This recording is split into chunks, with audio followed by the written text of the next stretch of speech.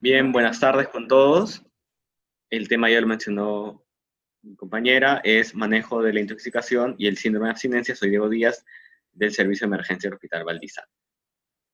Entonces, la agenda del día de hoy es la siguiente.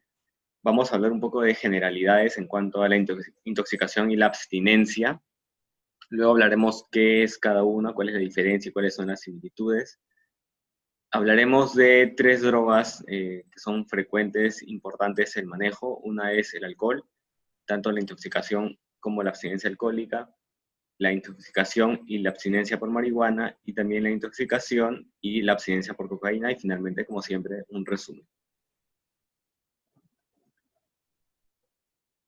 Reconocer la intoxicación y la abstinencia es importante para el manejo apropiado de las personas con trastorno por consumo de sustancias. Muchas veces la intoxicación o la abstinencia es el paso, pues la puerta de entrada del paciente al manejo por parte del personal de salud. A veces no vienen a la posta o al hospital a tratarse del tema que tienen del trastorno por consumo de sustancias, pero cuando tienen un problema de intoxicación o de abstinencia es que acuden, así que es una puerta de entrada para el manejo de estos pacientes. Es importante tomar en cuenta la historia natural de la enfermedad y las variantes de estos síndromes, porque como veremos a continuación, cada intoxicación y cada abstinencia es diferente en cada droga. Entonces, poder diferenciarlo nos ayuda a ver el tratamiento de cada uno de estos.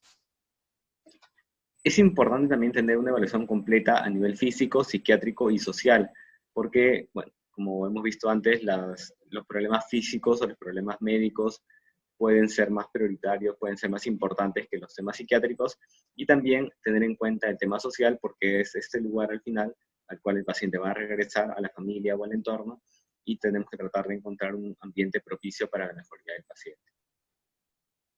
Tener conocimiento de la variedad de intervenciones farmacológicas y no farmacológicas, así como sus limitaciones, porque vamos a ver acá también que el manejo de muchas intoxicaciones y abstinencias es con medicación y muchas no.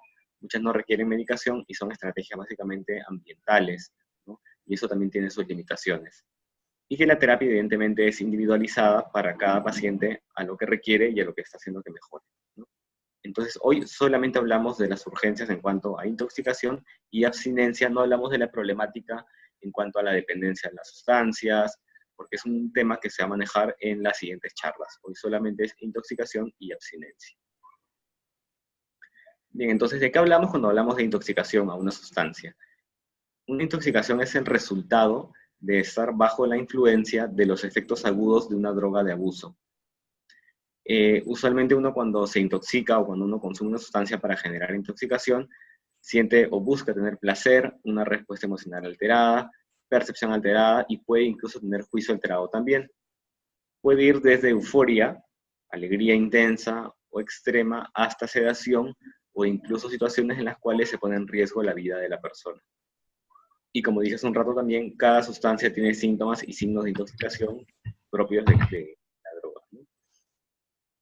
El identificar y manejar la intoxicación, así como mencioné que era un paso o una puerta de entrada para el manejo del paciente con el problema de consumo, también es una cosa que nos permite manejar mejor y de manera más apropiada la abstinencia que va a venir después, porque después de que un paciente tiene intoxicación, si tiene un consumo durante mucho tiempo de pesado de drogas, va a tener un síndrome de abstinencia y manejarlo también es una parte importante de esto, ¿no? El reto muchas veces es el diagnóstico, porque como recordarán los que han visto las sesiones pasadas, el tema de las drogas está en diferentes problemas. Se pueden confundir, pueden tener cuadros psiquiátricos, puede tener síntomas físicos, así que el hacer un diagnóstico adecuado es importante, pero también es difícil. Para esto utilizamos la información que da el paciente, si es que él la puede brindar, la anamnesis, motivo de consulta, historia de la enfermedad, examen físico, examen mental y de laboratorio. Importa mucho acá la fecha de último consumo y también cuál es la cantidad que consume el paciente y por cuánto tiempo ha venido haciéndolo. La prioridad es evidentemente las intoxicaciones, o son las intoxicaciones que ponen en riesgo la vida del paciente. Acá requerimos un monitoreo o un control de funciones vitales, así como maniobras de resucitación en caso fuera necesario. Y, como dije también, preguntar cantidad y frecuencia de uso, así como el policonsumo, que es algo muy frecuente. Un paciente que consume una droga suele consumir 2 o más también, ¿no? Así que eso es muy importante de preguntar. En caso no podamos tener información por parte del familiar porque se encuentre con una alteración del nivel de conciencia, perdón, del paciente, utilizamos a los familiares o a los allegados para que nos brinden esta información.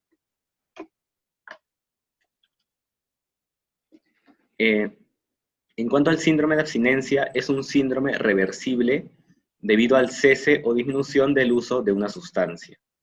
Puede ser porque una persona que consumía alcohol, digamos, todos los días, una botella de ron diario, deje de consumir de golpe y no consuma nada más, y esto lo lleve a un síndrome de abstinencia, o puede ser también que el paciente disminuya la frecuencia o disminuya la cantidad de consumo. Ya no toma una botella, toma tal vez 2 vasos de ron en vez de una botella.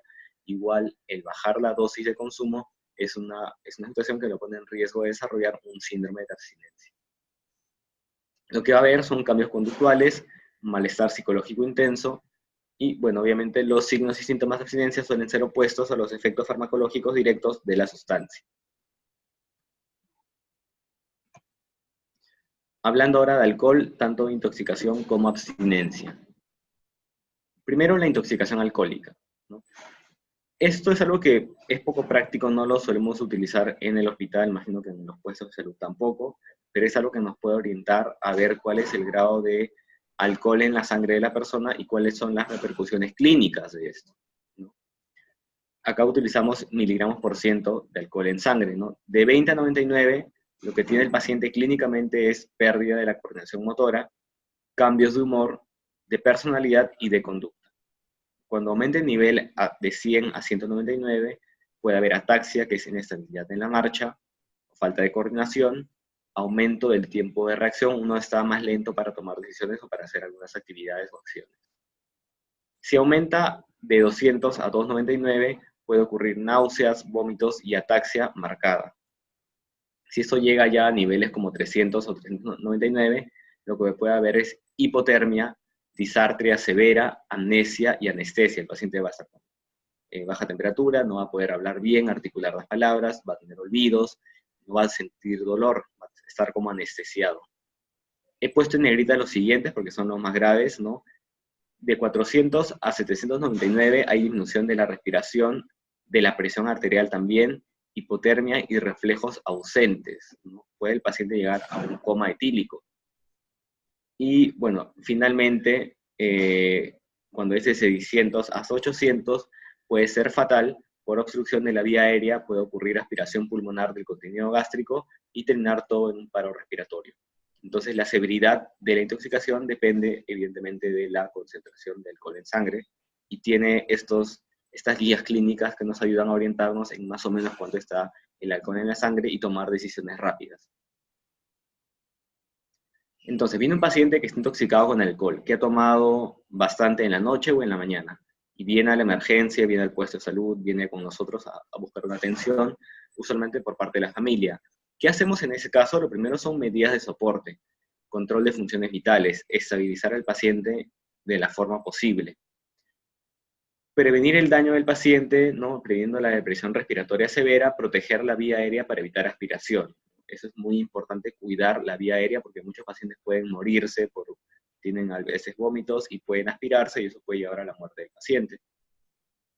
Pacientes que tienen alteración del nivel de conciencia y no disponemos de un hemoglucotest ni de glucosa sérica, usar suero glucosado y tiamina es una buena idea, ¿no? Porque el alcohol interfiere con el proceso de generación de glucosa, la gluconeogénesis, y también interfiere con la utilización de la tiamina. Así que vamos a utilizar también suero glucosado y tiamina. No se suele recomendar lavado gástrico. Esto es algo que no se recomienda porque el alcohol se absorbe bastante rápido. Entonces, un paciente que tomó alcohol a las 5 de la mañana y viene a hacer la emergencia, probablemente el alcohol ya se absorbió totalmente y el lavado gástrico no cumple ninguna función. Esto, la emesis inducida, o en todo caso el lavado, puede ser útil si es que hemos visto que la ingesta de licor es reciente. Hemos visto, por ejemplo, un niño que vio una botella que no sabía que era alcohol, pensó que era agua y se la tomó. Entonces, y hemos visto esto recientemente, ahí puede servir tal vez el lavado gástrico o la inducción de la emesis o del vómito, solo en esos casos. La agitación, si el paciente además de esto se presenta agitado, está inquieto, vociferante o desorganizado, suele manejarse de manera no farmacológica, con control del paciente, ambiental, en un ambiente tranquilo, sin muchos estímulos, con los familiares presentes. Eso suele ser suficiente para que el paciente se tranquilice. Pero si fuera necesario, si lo que hemos hecho hasta ahora no funciona y requerimos tranquilizar o estabilizar al paciente, utilizamos dosis bajas, muy bajas, de benzodiazepinas, lo mínimo necesario, porque recuerden que las benzodiazepinas junto con el alcohol aumentan el riesgo de paro respiratorio, ¿no? Y también uso de neurolépticos en dosis bajas. Bien, eso es en cuanto a la intoxicación. Ahora vamos al caso de un paciente que tiene un síndrome de abstinencia alcohólica, ¿no? Que el paciente, como puse el ejemplo hace un rato, dejó de tomar de golpe el alcohol o tal vez redujo bruscamente la cantidad de alcohol que solía ingerir diariamente. Las manifestaciones clínicas comienzan desde las 6 hasta las 24 horas después de la última bebida o de la última vez que tomó como solía tomar, desde la vez que redujo la dosis que él solía tomar. El pico suele ser entre 24 y 36 horas. Hay síntomas tempranos y signos tempranos de la abstinencia. ¿Cómo me doy cuenta que alguien está en abstinencia rápidamente? Puede ser que el paciente tenga ansiedad, insomnio, sueños vívidos, anorexia, que es falta de apetito, o tener nulo apetito, náuseas y cefalea. Eso en cuanto a lo que uno puede ver en la parte del paciente que está en abstinencia. También otros signos son funciones vitales como la taquicardia, aumento de la frecuencia cardíaca, aumento de la presión arterial, hiperreflexia, ¿no? Sudoración, hipertermia y tremor. Miren, esto es muy importante. El 90% de las abstinencias alcohólicas son síntomas leves y transitorios y duran de 1 a 2 días. El manejo lo vamos a ver más adelante, pero suele ser algo que se autolimita y que se maneja rápidamente sin mucho problema. Pero el 10% de ellos pueden llegar a delirium tremens, que es una complicación, es el estadio más grave de la abstinencia alcohólica, que es el delirium por abstinencia alcohólica. ¿Qué más puede tener el paciente o cuáles son las formas más graves de esta abstinencia? Aparte del delirium tremens o el delirio por abstinencia, están las alucinaciones. El paciente puede tener alucinaciones visuales, ver animales, táctiles, que es sentir como insectos que caminan por la piel, o pueden ser auditivas, sonidos o voces de personas. Otra complicación importante en la abstinencia alcohólica son las convulsiones, ¿no? El paciente puede llegar a tener convulsiones usualmente entre 8 a 24 horas después de la última bebida, o desde que él redujo por voluntad propia o por voluntad de terceros la dosis que él frecuentaba de alcohol. Y como dije, la forma más grave es el delirium tremens, ¿no? Que aparece 72 a 96 horas después de la última bebida o de su reducción significativa. ¿Cómo es el delirium tremens? Aparecen síntomas de abstinencia severos, ¿no? Aparecen alucinaciones en las cuales el paciente no va a tener insight, o sea, el paciente va a poder ver animales, va a poder escuchar voces, pero no va a reconocer esto como algo patológico, no va a darse cuenta que es parte de una enfermedad o un problema, y va probablemente a actuar en función a esas voces o estas alucinaciones. Eso es lo peligroso. Va a tener el paciente mucho miedo, va a estar muy inquieto, y también puede haber agitación en este caso. Entonces, estas son las cosas que más nos preocupan en caso de pacientes que estén en abstinencia alcohólica, ¿no? Recordad que muchos pacientes con delirium tremens se pueden morir, ¿no? Pueden morir, la mortalidad es una realidad en delirium por abstinencia alcohólica, así que esta es una emergencia médica. ¿Cómo manejamos una abstinencia alcohólica? La prioridad es asegurar que el paciente va a estar clínicamente estable, eso es lo principal. Y evaluar también el estado de comorbilidades afectadas por la abstinencia alcohólica. Si un paciente tiene epilepsia, por ejemplo, y también tiene alcoholismo y está en abstinencia alcohólica, se suman dos factores que pueden bajar el umbral convulsivo y pueden producir una convulsión del paciente. Así que estar atentos a cualquier complicación que el paciente pueda tener y que pueda agravarse o puede empeorar el cuadro también de la abstinencia alcohólica. Mantener el balance hidroelectrolítico adecuado es importante, pero evitar sobrehidratar, es decir, dar lo que el paciente requiere. Si mantenemos un balance adecuado, esto no va a ser problema. Y evaluar también las funciones vitales, como dije, presión, frecuencia cardíaca, frecuencia respiratoria y temperatura. ¿Qué hacemos en una abstinencia alcohólica? ¿Qué medicación podemos utilizar? En este caso la medicación sí suele ser importante, ¿no? Acá la medicación es una parte muy importante y comenzamos con las benzodiazepinas, ¿no? Idealmente benzodiazepinas de tiempo de vida medio largo, como es el caso del diazepam, ¿no? Utilizamos, hay diferentes esquemas de manejo de la abstinencia alcohólica, algunos que son en base a los síntomas del paciente, otros que son inicias con una medicación base y luego de acuerdo a cómo va el paciente lo vas modificando, pero preferí comentarles uno que sea estándar para que puedan tener en cuenta en cualquier caso en general, ¿no? Y hacer ajustes, evidentemente, de acuerdo a cada paciente, pero tener una guía que los oriente, ¿no? Y esta guía sería diazepam 10 miligramos cada 6 horas por 4 dosis, o sea, digamos, un día, 24 horas, y luego 5 miligramos cada 6 horas por 8 dosis, que serían unos 2 a 3 días más, unos 2 días más, ¿no? Total serían unos 3 días de manejo de la abstinencia alcohólica. Aparte de las benzodiazepinas, como el diazepam, también se ha visto que hay utilidad, no hay tantos estudios, pero se ha visto que hay utilidad también de la carbamazepina y el valproato de sodio, que son anticonvulsivantes. Son opciones también en caso no se disponga de diazepam en donde estamos laborando. La tiamina también, así como en la intoxicación alcohólica, es muy importante. ¿Por qué? Porque la tiamina va a ayudarnos a prevenir la enfermedad de Wernicke, que puede progresar hasta la enfermedad de Wernicke-Korsakoff, ¿no? Que es un cuadro grave. Wernicke es un problema que se genera cuando el paciente tiene déficit de tiamina y puede ocurrir confusión, puede ocurrir ataxia y nistagmus, ¿no? Y esto es algo agudo, se puede manejar, pero si no se maneja a tiempo puede progresar a Korsakoff y eso sí genera deterioro mental ya permanente, ¿no? Y puede generar mayores daños al paciente. Entonces, prevenir esto con la tiamina, administrando tiamina al paciente, es algo que nos ayuda mucho para el manejo posterior del paciente.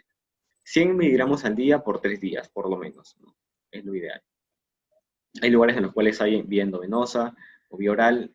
Acá en el hospital por lo menos solo tenemos vía oral, así que utilizamos esa vía. Y en el caso de que el paciente tenga delirium tremens, que como dije es el grado extremo de la abstinencia alcohólica, acá la sedación y el soporte es importante, pero se maneja un paciente de esas condiciones en UCI, en unidad de cuidados intensivos o incluso unidad de cuidados intermedios.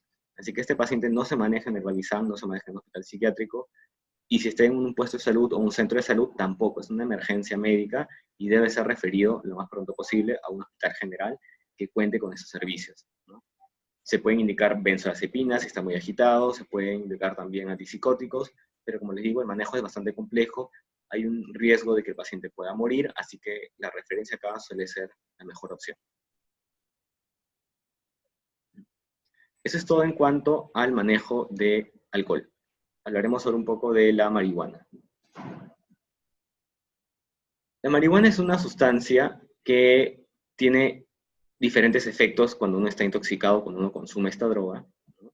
Efectos que son tanto agradables como son desagradables, ¿no? Cuando una persona consume marihuana, lo que busca son los síntomas que están en la columna de la izquierda, que es, en primer lugar, relajación, euforia, eh, perciben el tiempo como si pasara más lento de lo normal, pueden tener alteración sensorial, es decir, se intensifican los sentidos, el paciente ve los colores más vivos, escucha la música con una mayor nitidez, las cosas se van aclarando en ese momento, un aumento de la vigilancia y también un aumento del apetito. Esos son los efectos que pueden ocurrir en la marihuana y que ocurre cuando uno consume marihuana y suelen ser agradables para muchas personas. Pero también tienen efectos molestos, efectos incómodos para esas personas que consumen marihuana. Y en primer lugar tenemos la falta de concentración. Una persona que consume marihuana va a tener dificultades para poder concentrarse, va a tener amnesia anterógrada, falta de coordinación motora, puede, aunque no es muy frecuente, pero puede desarrollar un cuadro de paranoia o cuadro de psicosis con marihuana, aumento de la ansiedad y tener síntomas disociativos, que es el paciente puede sentirse extraño con su propio cuerpo, puede verse al espejo y no reconocerse, o puede interpretar o sentir el entorno como un ambiente ajeno, extraño, raro. Esos son síntomas disociativos, ¿no? Despersonalización o desrealización. Esto es lo que puede ocurrir y que no es tan agradable para un usuario de marihuana. Además de los efectos psicológicos, hay también efectos médicos de la intoxicación por marihuana, de un paciente que consume marihuana recientemente de manera aguda. Uno lo va a notar porque va a haber inyección conjuntival, ojos rojos, frecuencia cardíaca aumentada, va a haber taquicardia, puede tener también hipotensión ortostática, boca seca, dificultad para coordinar los movimientos, pero estos síntomas de la intoxicación por marihuana suelen ser leves y autolimitados. O sea, no suelen ser una emergencia, no suele pasar nada muy grave. Una muerte por sobredosis de marihuana es muy, muy extraño, muy raro. Así que esto suele ser algo que se maneja de manera sencilla y sin mayor problema.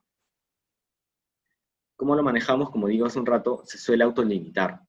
Y se suele manejar sin medicación, en un ambiente tranquilo, ¿no? Entonces, si viene un paciente al centro de salud, al puesto de salud o al hospital con un familiar que dice que ha consumido marihuana, que lo ha visto fumando marihuana y está muy inquieto, está intranquilo, inquieto, ansioso, no puede caminar bien, ¿no? Y uno detecta que es la única droga que consumió y que es un consumo reciente. Y la conclusión o el diagnóstico que tengo es que es una intoxicación por marihuana. Lo que hago es, suelo manejarlo sin medicación, que sea en un ambiente tranquilo, que pase el efecto de la sustancia. Si está muy agitado, podemos indicar benzodiazepinas, y si el paciente tiene psicosis, antipsicóticos, pero siempre es la mínima cantidad necesaria y solo en casos de extrema urgencia. Si no, esto se suele resolver de manera automática. Se resuelve y se limita solo. En cuanto a la abstinencia de marihuana, también tenemos que hay síntomas psicológicos y síntomas físicos, ¿no? Una persona que deja de consumir marihuana o disminuye la frecuencia de consumo o la cantidad de consumo puede tener síntomas psicológicos como irritabilidad, ansiedad, depresión, anorexia e insomnio. Eso es por no consumir la marihuana. Y también pueden tener síntomas físicos que son también más raros. Lo más frecuente es que tenga síntomas psicológicos el paciente que tiene abstinencia de marihuana. Pero es raro, pero puede ocurrir también que tengan síntomas físicos. En este caso, ¿cuáles serían? Serían molestias gastrointestinales, diaforesis, que es sudoración excesiva, escalofríos, náuseas y aumento de la presión arterial. Estos son síntomas físicos de la abstinencia de la marihuana, que como digo, no son tan frecuentes, pero pueden ocurrir también. ¿Cómo manejamos una abstinencia de la marihuana? Como dice acá también, rara vez requiere tratamiento por razones médicas o psiquiátricas, ¿no? Suele ser algo que se autolimita. El tratamiento para reducir riesgo de recaída en personas tratando de mantenerse en abstinencia es importante. ¿Qué quiere decir esto? Que muchas veces la abstinencia, como digo, no va a ser mortal, no va a pasar nada grave con el paciente que tiene una abstinencia de la marihuana, pero si ayudamos a la persona en este momento que está tratando de dejar la marihuana y le damos una medicación que ayuda a que este proceso sea menos molesto, vamos a prevenir que el paciente recaiga. Porque lo más frecuente en alguien que tiene abstinencia es ganas de consumir la sustancia. Entonces va a fumar marihuana y se va a calmar. Entonces, como queremos prevenir esto, estamos iniciando un tratamiento en el paciente, haremos todo lo posible para que no recaiga en el consumo y tengamos otras fuentes u otras vías en las cuales podamos manejar el síndrome de abstinencia y que no sean la droga en sí.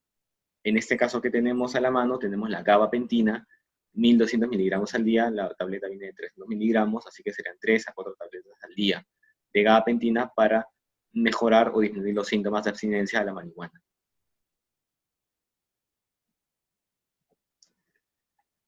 Bien, y estamos con la última parte ya, que será la cocaína, ¿no? La cocaína también hablaremos sobre la intoxicación y la abstinencia.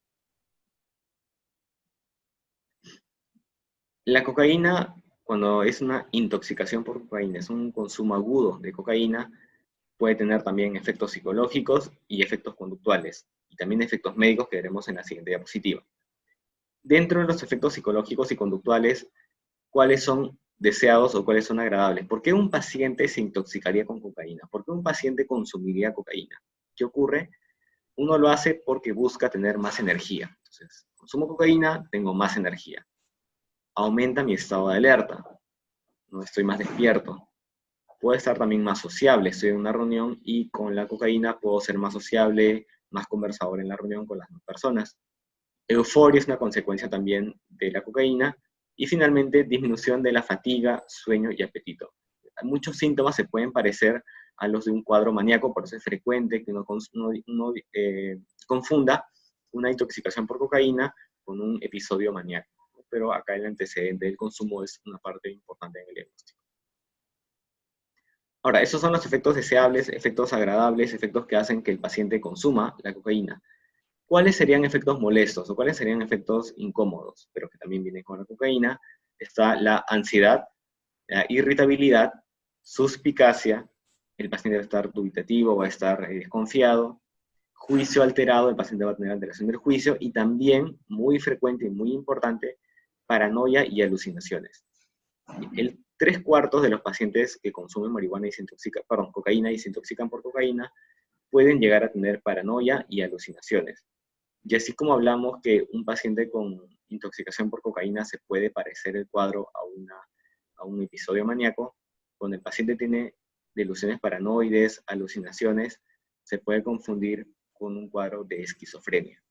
Entonces, como vimos en la primera clase, cuando hablamos de un delirium o una afectación del paciente por una causa externa, las drogas suelen ser un punto siempre válido para descartar que los síntomas que tiene el paciente son posteriores o son originados por el consumo de alguna sustancia. Bien, entonces, ¿cómo manejamos un paciente que está intoxicado por cocaína y que tiene estos síntomas que vimos? Los síntomas psicológicos y síntomas conductuales. Nada médico por ahora. El tratamiento inicial suele ser no farmacológico, parecido a la marihuana, que el paciente sea en un ambiente calmado, que tenga pocos estímulos sensoriales. Pero si se requiriera medicación, lo que indicamos acá son benzodiazepinas, usualmente de vía media larga, como es el diazepam, antes que antipsicóticos para controlar la agitación, ansiedad y los síntomas psicóticos también. Las benzodiazepinas se utilizan de manera prioritaria porque protegen el sistema nervioso central y el sistema cardiovascular de toxicidad por estimulantes, ¿no? Mientras que, como sabemos, los antipsicóticos tienen diferentes efectos adversos, muchos de ellos pueden ser cardiotóxicos, entonces un paciente que esté intoxicado por cocaína puede empeorar efectos cardiovasculares y también disminuir el umbral convulsivo. Así que, si tenemos un paciente intoxicado por cocaína y podemos elegir, podemos intentar primero con una benzodiazepina, en caso fuera necesario, lo intentaremos. Y ya si no funcionara, recién ahí pensar en utilizar antipsicóticos. Y si los síntomas duran más que un par de días, si está el paciente con una semana, un mes, 2 meses con los síntomas psicóticos, ya comenzamos a pensar en que puede ser otra la etiología u otra la causa que explique el cuadro del paciente. Bien, eso es en cuanto a efectos psicológicos y conductuales de la intoxicación por cocaína. Ahora estamos frente a otra parte de la intoxicación, que son los efectos médicos. O sea, ¿qué le puede pasar a un paciente intoxicado por cocaína que ponga en riesgo su vida en la parte médica? Y tenemos acá muchas más opciones y muchos más problemas que con los efectos psicológicos o conductuales. Por ejemplo, en la cabeza el paciente puede tener dilatación pupilar, cefalea o bruxismo. A nivel pulmonar, el paciente puede comenzar a hiperventilar, tener disnea, dificultad para respirar, puede tener tos, dolor torácico intenso, puede desencadenarse en un paciente con antecedentes de asma, una crisis asmática, puede haber un neumotórax o incluso un edema de pulmón. Entonces, estas ya son emergencias por la droga, pero no son emergencias médicas, no son emergencias psiquiátricas, son emergencias médicas. A nivel cardiovascular también, que es un sistema bastante afectado por el tema de la cocaína, tenemos taquicardia, palpitaciones, aumento de la presión arterial, el paciente puede desarrollar una arritmia o tener dolor torácico, e incluso puede llegar a un infarto agudo de miocardio. Entonces, esto es una real emergencia, ¿no? Pero es una emergencia no psiquiátrica, es una emergencia médica. A nivel neurológico, el paciente puede desarrollar cefalea, tremor, temblores, hiperreflexia, movimientos estereotipados, puede tener un accidente cerebrovascular, un desorden cerebrovascular, un derrame, ¿no? Un stroke, o puede también tener un edema cerebral. Entonces, eso también es algo de mucho riesgo, de mucho cuidado en un paciente, porque esto puede poner en riesgo su vida de manera rápida y a corto plazo. A nivel gastrointestinal, lo que puede ocurrir es que el paciente tenga náuseas, puede tener vómitos, o puede también desarrollar una isquemia mesentérica. A nivel renal, diuresis, mioglobinuria, ¿no? Incluso llegando a una insuficiencia renal aguda. Y dentro de otras cosas que pueden ocurrir por la cocaína, puede haber fiebre, hipertermia maligna y puede haber rhabdomiolisis. Entonces, esta parte es la que a mí más me preocupa. En un paciente que está intoxicado por la cocaína, puede haber síntomas psicóticos, puede haber síntomas maníacos, Se puede manejar eso pone en riesgo la vida del paciente, tal vez a largo plazo, pero no a corto plazo. Mientras que los efectos de la cocaína médicos sí ponen en riesgo la vida del paciente a corto plazo. Lo que más me llama la atención acá es el tema pulmonar, cardiovascular y neurológico, ¿no? Esto puede poner en riesgo la vida del paciente y es una emergencia médica, como les digo. Ahora, ¿cómo manejamos esto nosotros? Si está en el puesto de salud, si está en el hospital psiquiátrico, monitorizar funciones vitales, hidratación y valorar el estado neurológico cada cierto tiempo. Se puede indicar benzodiazepinas, que como digo, también es indicado de elección para evitar toxicidad vascular y también toxicidad del sistema nervioso central. Pero se debe mantener el manejo de cada síntoma presente en el paciente y esto suele ser motivo de una derivación a una unidad con capacidad resolutiva. O sea, un paciente que tiene una arritmia o que tiene un DCB o que tiene un infarto agudo de miocardio secundario a una intoxicación por cocaína, no lo podemos manejar nosotros, tiene que ser derivado a un hospital general o una unidad especializada. Tampoco puede ser manejado en un hospital psiquiátrico porque el paciente puede estar intoxicado por la droga, puede tener síntomas psicóticos o puede tener síntomas maníacos, pero si además de eso tiene un infarto agudo de miocardio o tiene un derrame, esa es la prioridad médica. Entonces valoramos qué es lo que pone en riesgo la vida del paciente de manera más pronta y eso es lo que nos abocamos a manejar como lo antes posible. Y bueno, en cuanto a la abstinencia de cocaína, también la abstinencia genera síntomas psicológicos y síntomas médicos, ¿no?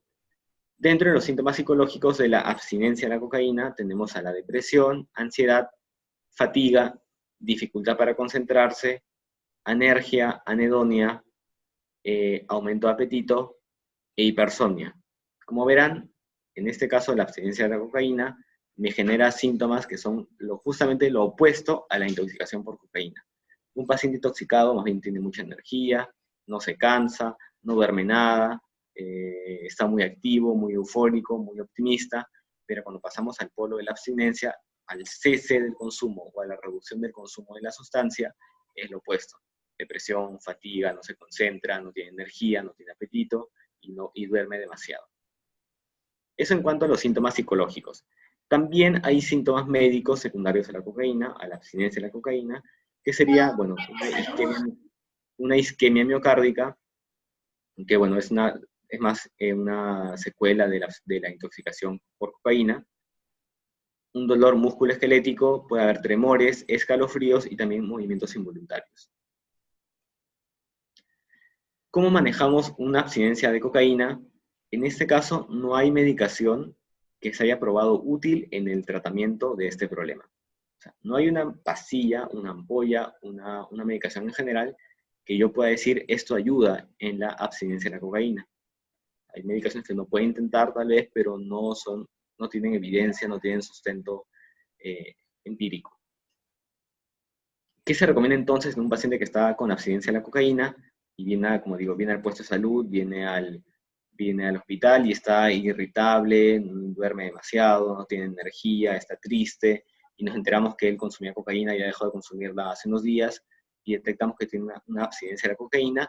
Lo que indicamos es descanso, ejercicio y una dieta saludable. O sea, medidas básicamente ambientales, nada médico por ahora, nada de farmacología. Pero, ¿qué podemos hacer también en cuanto a la farmacología? Podemos manejar algunos síntomas que suelen ser de mayor cuidado. Entonces, si el paciente tiene problemas para dormir producto de la abstinencia, podemos indicar benzodiazepinas. Ahora, si tiene más bien hipersomnia, no indicamos nada porque va a hacer que duerma más y eso no es una buena idea. Y si el paciente tiene secundario a esto una depresión severa o persistente, tal vez desencadenada por esta abstinencia a la cocaína, y que pone en riesgo la vida del paciente porque tiene ideación suicida, ideación homicida, está bastante lábil, puede requerir tratamiento antidepresivo. Entonces valoramos ahí síntomas, algunos síndromes y los manejamos, pero no manejamos en sí la abstinencia de la cocaína porque esto es algo que se va a resolver de manera automática, ¿no? Y que, como digo, no pone en riesgo la vida del paciente. Bien, entonces es una sesión que abarca temas muy importantes y muy interesantes. Vamos a tratar de hacer un resumen de esto para que queden los puntos más claros, los puntos más importantes claros por lo menos. Y es recordar ¿qué es una intoxicación? Una intoxicación es el resultado de estar bajo la influencia de los efectos agudos de una droga de abuso. Es decir, consumir una droga, tener los efectos de la droga, eso es igual a estar intoxicado de la sustancia. ¿Y qué es un síndrome de abstinencia? Son signos y síntomas que aparecen tras el cese o la disminución en el consumo de una droga de abuso. Como dije hace un rato, puede ser que el paciente deja totalmente la sustancia, o puede ser que simplemente baja la cantidad de consumo.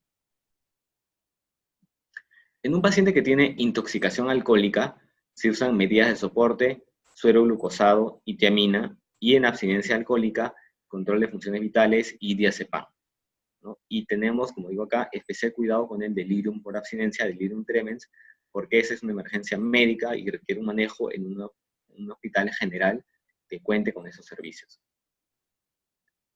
En cuanto a la marihuana, lo puse porque, si bien es cierto, no suele tener muchas repercusiones en la vida del paciente, ni la intoxicación, ni la abstinencia. Lo pongo porque es algo que puede ocurrir, que el paciente puede llegar, y si uno no sabe cómo manejarlo, puede alarmarse, puede dar un mal manejo. Recordemos esto: ni la intoxicación ni la abstinencia suelen poner en riesgo la vida del paciente de la marihuana y suelen autolimitarse. Así que el manejo suele ser ambulatorio. En cuanto a la intoxicación por cocaína, ¿no? Hay efectos que mencionamos que eran psicológicos, psiquiátricos, que eran síntomas maníacos, síntomas paranoides. Idealmente se autorresuelven o se pueden manejar con antipsicóticos o benzodiazepinas en dosis bajas, ¿no? Eso no suele ser tan preocupante, pero sí es preocupante, y es muy preocupante cuando tiene efectos médicos, consecuencias médicas que requieren un manejo especializado, que les mencioné, como pueden ser arritmias, infarto de miocardio o accidentes cerebrovasculares, ¿no? Eso sí es preocupante y es consecuencia de la intoxicación por cocaína. Y finalmente, la abstinencia de cocaína no suele requerir medicación, es algo que se suele resolver de manera automática. Bien, eso sería todo. Gracias por su atención.